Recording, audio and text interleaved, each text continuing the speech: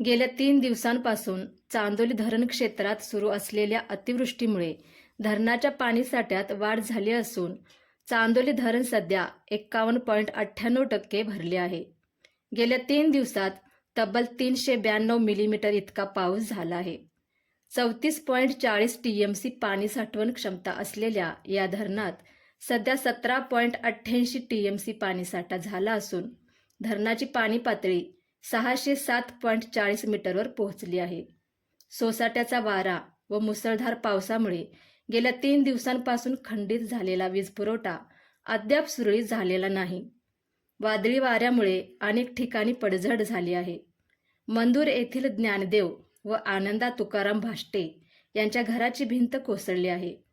मुसळधार पावसामुळे वारणेच्या पाणी पातळीत वाढ झाली असून वारणा नदी सध्या दुथडी भरून वाहत आहे. गेल्या 24 तासात तब्बल 146 मिलीमीटर तर आज अखेर 814 मिलीमीटर पावसाची नोंद येथील पर्जन्यमापन केंद्रावर झाली आहे.